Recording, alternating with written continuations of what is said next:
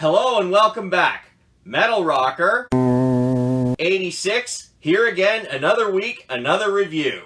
As you can see, it's time for another Kiss review. So here I go with Dressed to Kill. I don't think I need to give Kiss's backstory again, but if you'd like to hear it, please go watch my review of Destroyer.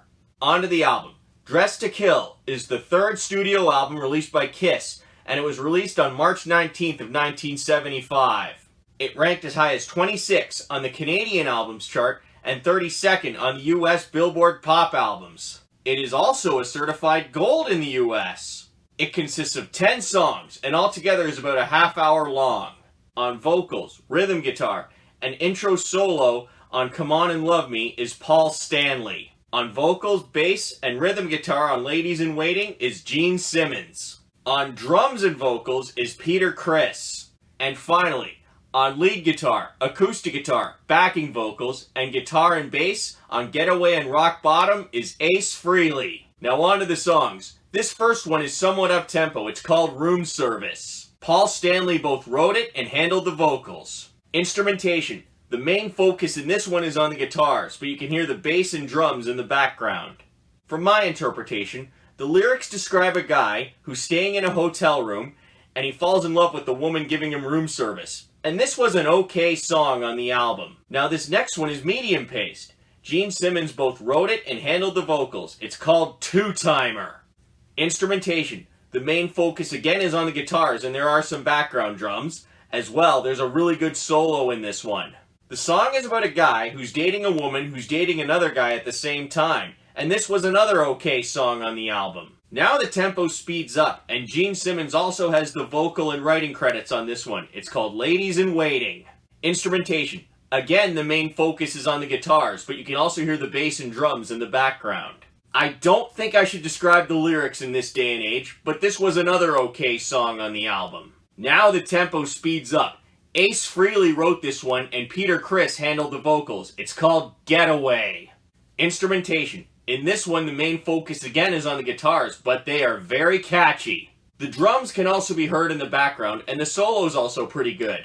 The song is mainly about a guy who needs to get away from where he lives, and this was a good song on the album. Paul Stanley handled the vocals on this next one, and Ace Frehley helped him write it. We are now at rock bottom.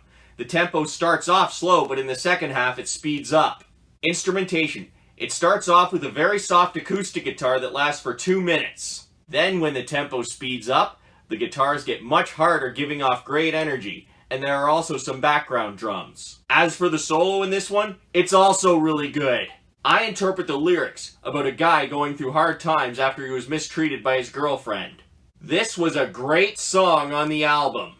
Now the tempo slows down a little as we get to Come On and Love Me, which was also released as a single. The writing and vocal credits on this one go to Paul Stanley. Instrumentation. The main focus again is on the guitars and they are rockin', but you can also hear the drums in the background.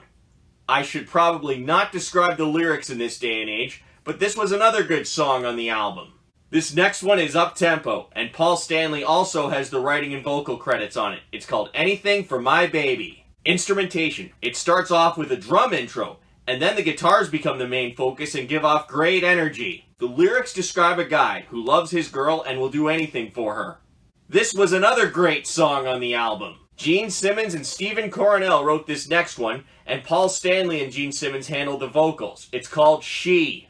Instrumentation. The rockin' guitar is the main focus in this one, but you can also hear the drums in the background. The solo in this one is really awesome, and whenever they perform it live, Ace Frehley puts a smoke bomb in his guitar. This is another song I should probably not describe the lyrics for in this day and age, but it was a great song on the album. Now this next one is somewhat up-tempo, and Paul Stanley has both the writing and vocal credits. It's called Love Her All I Can. Instrumentation. The main focus is on the rockin' guitars again in this one, and they have great energy. But you can also hear the drums in the background. From my interpretation, the song is about a guy who's talking about how much he loves his girl. This was another good song on the album. Now the tempo speeds up as we get to the final song on the album. Gene Simmons handled the vocals, and he and Paul Stanley wrote it. It was also released as a single. It's my favorite song on the album. Rock and Roll All Night. Instrumentation. This one starts off with a short drum intro, and then the main focus shifts to the guitars, which will energize you. The solo in this one is just awesome. The song describes the lifestyle of the band members. Believe it or not, Gene Simmons and Paul Stanley were not into drugs and alcohol. This was an amazing song to end the album with, and it really ends on a bang. So what did I like about this album? I liked listening to this one. The songs were mostly well written, the instrumentation sounded okay, and the vocals were great. There are a few things I would have done differently though. One of them being, the songs were too short and I would have made them a bit longer. And another thing, this one was too backloaded with all the better songs at the end of the album. To conclude this, despite its drawbacks, Dressed to Kill is still worth listening to, so go give it a spin. Well, that's the end of this review. If you liked it, please give it a thumbs up down below, and don't forget to subscribe and share. Until next time, rock on!